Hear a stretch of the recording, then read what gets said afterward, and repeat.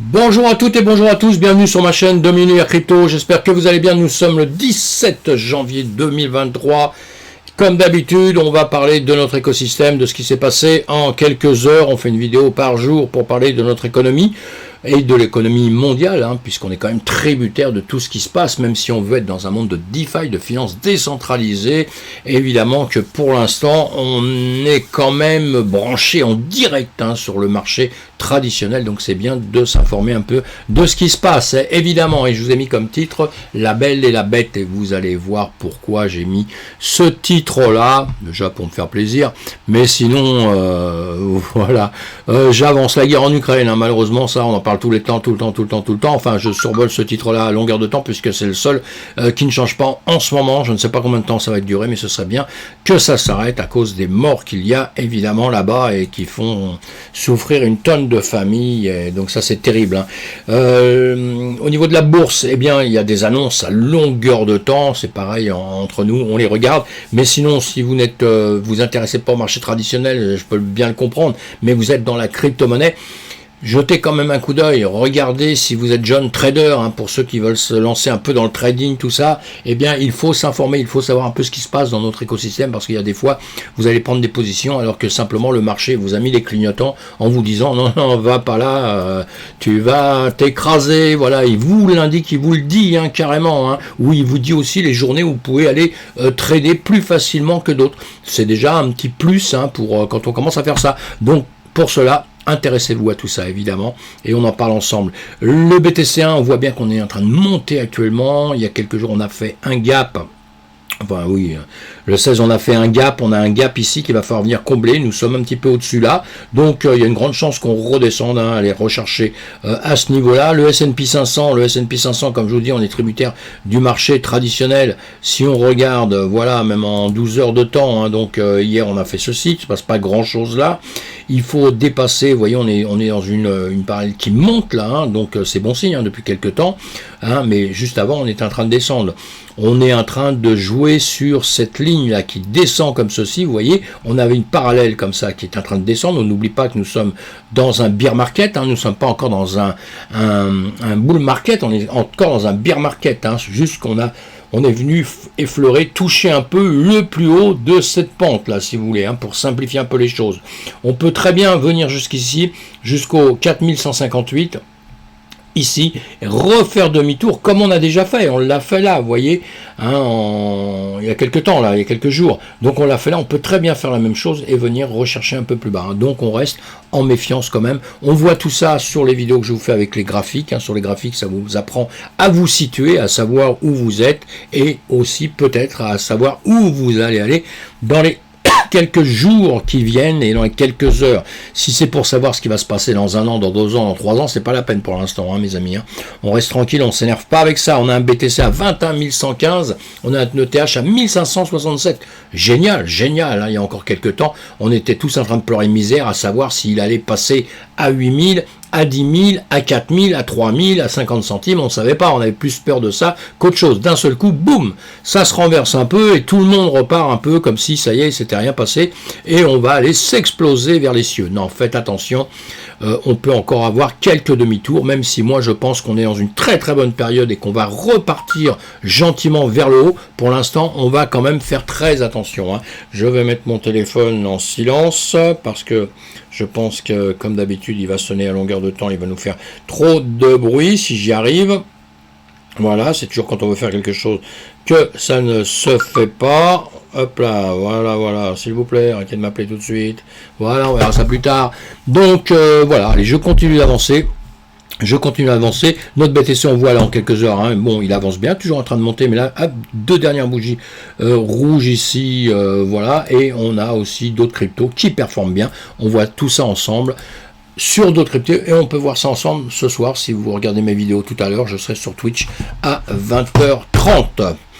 Donc là, je vous ai mis gorille. Vous voyez pourquoi je vous ai mis un gorille à peu près dans mon annonce là, la belle et la bête, la belle évidemment, et on a bien compris, c'est notre Miss Univers qu'on a présenté avec un BTC du Salvador. Évidemment que tout ça c'est extraordinaire.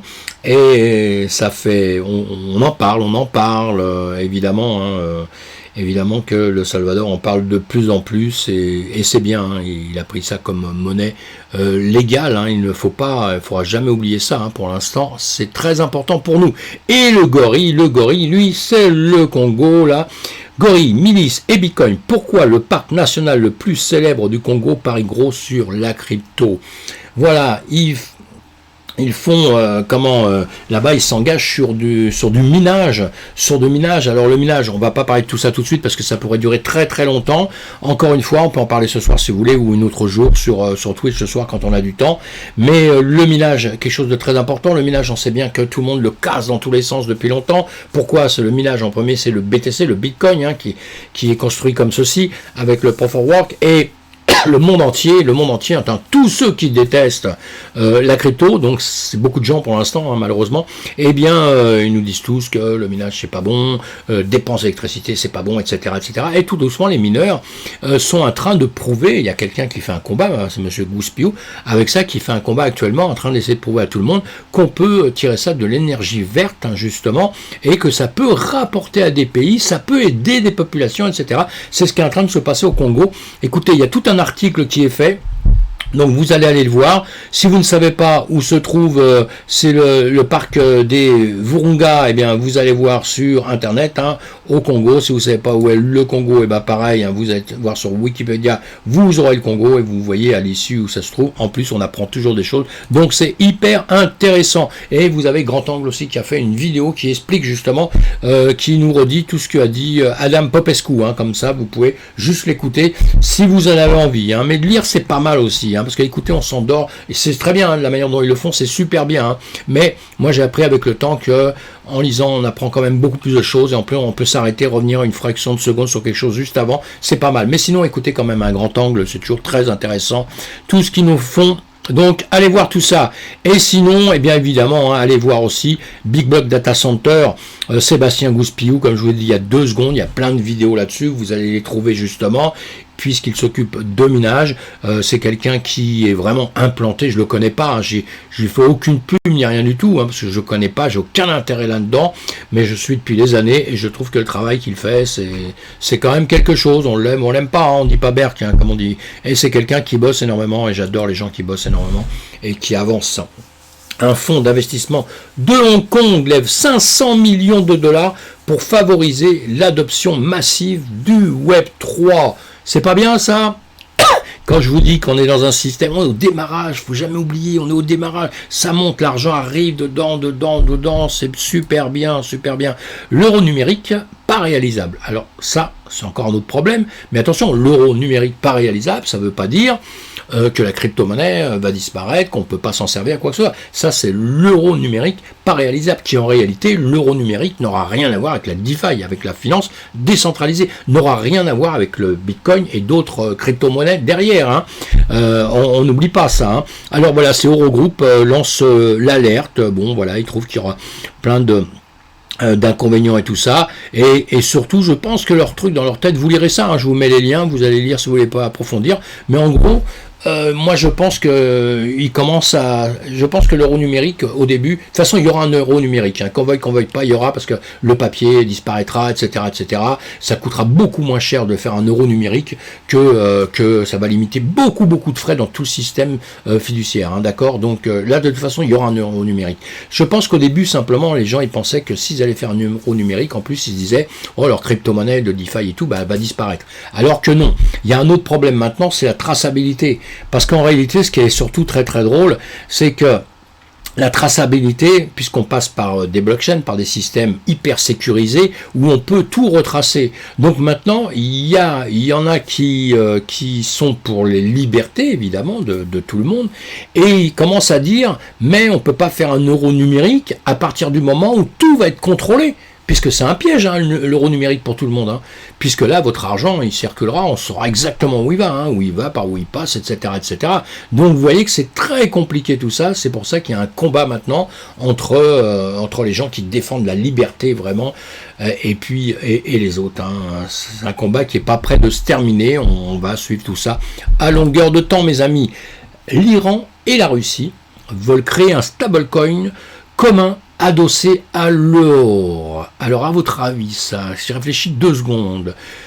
Pourquoi ils feraient ça? Ils veulent embêter qui? À mon avis, les Américains doivent être dans le coin, créer un stablecoin adossé à l'or physique, qui soit échangeable, même en cas de sanctions économiques. Vous avez compris? Voilà, allez, j'ai pas besoin de vous lire tout le reste.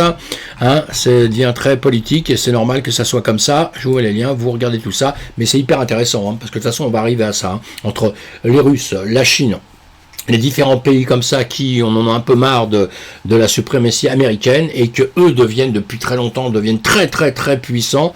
Évidemment que tout ça, ça se complique un petit peu.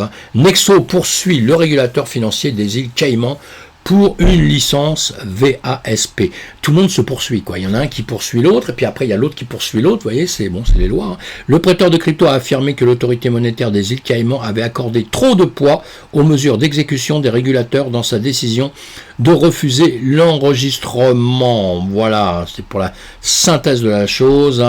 Dans un document daté du 12 janvier, Nexo a intenté une action en justice contre l'autorité monétaire des îles Caïmans pour avoir refusé son enregistrement en tant que fournisseur des services d'actifs virtuels VASP dans la nation insulaire. Le prêteur de crypto a demandé au tribunal d'annuler la décision du régulateur financier car il était approprié de fournir des services de crypto aux résidents des îles Caïmans.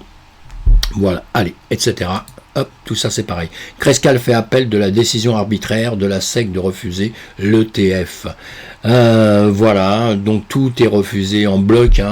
Pour l'instant, on a bien compris, par la SEC, par d'autres, mais voilà, Grayscale, le plus grand véhicule d'investissement au monde en Bitcoin au monde, a une fois de plus tenté de convaincre la Sécurité Exchange Commission, la SEC, des États-Unis d'autoriser la convention de Grayscale Bitcoin Trust, GBTC, en un fonds négocié en bourse, en ETF. Bon, si vous êtes nouveau dans notre écosystème et nouveau en bourse, ça vous dit pas grand chose tout ça, mais toujours pareil que pour l'instant on est un petit peu refusé pour tous les cas de figure, c'est ça surtout que c'est important, c'est pour ça que je vous mets ces choses là, c'est pour dire qu'on n'a pas terminé, on a un combat à faire, on est en train de le faire et c'est pas simple, attention arnaque.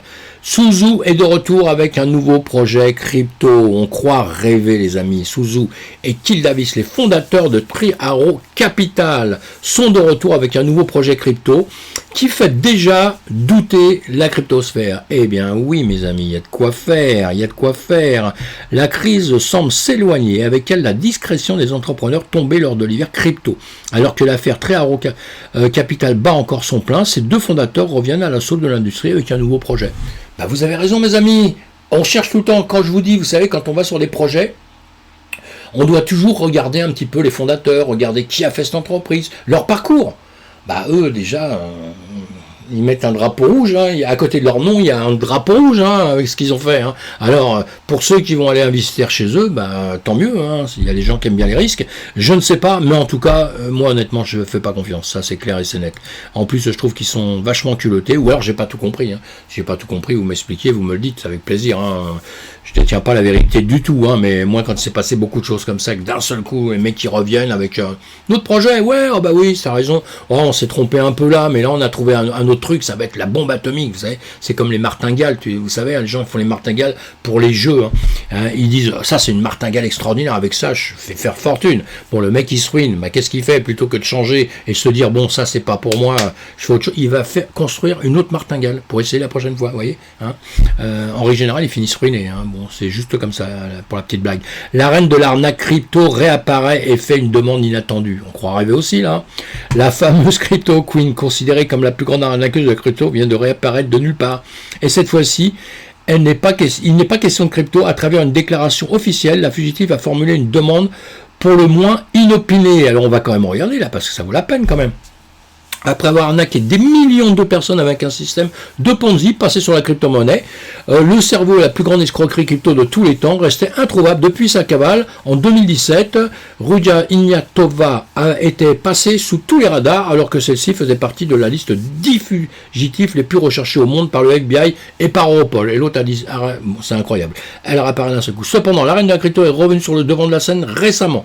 Après des années sans nouvelles, le nom de la fraudeuse bulgare a refait surface avec une demande pour le moins culotté. C'est bien qu'elle porte une culotte déjà. Par le biais de ses avocats, l'ex-patronne de Oncoin a officiellement réclamé une demeure de 15 millions d'euros située à Londres. Selon le média britannique The Times, la luxueuse villa de 650 mètres carrés constituerait 3 chambres, une piscine et serait décorée. Bon, bah ça c'est pas mal, on s'en fout un peu. Alors, si le pantalon s'est revendiqué en son nom par ses avocats, il n'est cependant pas certain que la demande vienne qu'elle vienne d'elle exactement. En effet, celle-ci n'aurait sûrement pas pris le risque, voilà, je comprends mieux, alors qu'elle est activement recherchée d'ailleurs depuis juillet 2022, la FBI offre une récompense de 100 000 $, d'accord, ils sont impossible que s'ils puissent récupérer ces biens mobiliers 1 million, une arnaque de crypto, pour rappel. L'escroqueur a touché à des millions, sera disparu depuis demain. Certains de ses collègues n'ont pas réussi à s'enfuir et rendent actuellement des comptes à la justice. C'est le cas de son frère. Oui, bon, alors vous voyez, en plus, quand on n'a rien à dire, on dit rien, c'est ce que je viens de faire. Hein. Parce que quand on lit l'article après, on n'est même pas sûr que c'est elle qui a parlé de ça. Mais bon, c'est bien, on en reparle en tout cas. Donc on suivra ça quand même, hein, parce que c'est une grande voleuse. Elle a été championne du monde dans son domaine quand même. Hein, on l'a jamais chopée encore. Donc voilà, c'est toujours intéressant. Le truc aussi que je voudrais vous dire, il faut vraiment se méfier dans les commerces parce que effectivement, quand je vois même dans la crypto, je vois dans les pyramides de Ponzi, je vois dans tout ce genre de choses que j'essaie d'étudier à fond parce que j'ai aussi, comme tout le monde, mis un pied là-dedans pour me retirer après, mais j'ai mis un pied là-dedans et j'ai vu, et après on essaie de comprendre. Et une chose qui me paraît très très très étonnante surtout, c'est que on dirait que beaucoup de gens se font voler avec le sourire, quoi. Ils se font voler en disant oui, c'est pas grave, avec les autres qui leur racontent tout ce qu'ils veulent au monde, en lui dirigeant oui, mais c'est pas grave, c'est vous qui comprenez pas, vous avez pas bien compris. L'autre il perd ses sous, hein, il perd tout son argent, mais il a pas bien compris. Mais on est en train de lui expliquer que demain ça ira mieux, remets ton argent sur autre chose et tu verras. C'est ce qu'on a dit tout à l'heure, hein, ce que je vous ai expliqué tout à l'heure. Eh bien, ça existe. Et comme dit ma grand-mère, ça existe en vrai. C'est incroyable. Allez, je continue d'avancer. Fraude crypto à l'échelle de l'Europe, un réseau démantelé par Eurojust. Et ben voilà, ça aussi, un gros réseau qui a été démantelé. Hein. Bon, on en sait, hein, j'aime bien ces articles à Rémière. Voilà, je vous mets les liens, de tout ça. Je ne vais pas rester des heures dessus. Hein. Alors, ça c'est intéressant aussi parce que je vais vous dire pourquoi. Pour l'anarchiste crypto Julien Guiton. Le Bitcoin redonne le pouvoir aux gens. Bon, ça c'est bien, c'est ce qui nous plaît évidemment. En 1988 paraît le manifeste crypto-anarchiste. Alors si vous avez jamais lu ça, il faut le lire, c'est hyper intéressant. Je l'ai lu il y a des années et du coup je l'ai relu, comme dirait ma grand-mère. Timothy May, qui entend redonner aux individus le contrôle de leur vie privée grâce à la cryptographie. Quelques années après, en 1993, Eric Huck publiait le manifeste d'un cyberpunk. Ça aussi, hyper intéressant. Ces tests fondateurs, qui sont des références pour les individus se disant crypto-anarchistes, hein, évidemment, ont donné un véritable sens au Bitcoin, apparu en 2009. Voilà, BFM Crypto a rencontré l'un d'eux, donc il vous explique tout un petit truc dessus. C'est sympa, mais sinon, vous tapez ça sur sur Google, hein, le manifeste des cyberpunk et manifeste crypto-anarchie, vous allez trouver. Il y en a un qui est en anglais, mais vous le traduisez, hein, c'est pas grave. Hein. Et sinon, il y a quelqu'un qui a sorti un truc et qui l'a traduit, donc vous pouvez contacter aussi. Mais bon, c'est tout simple à faire. Hein. C'est pas difficile. Hein.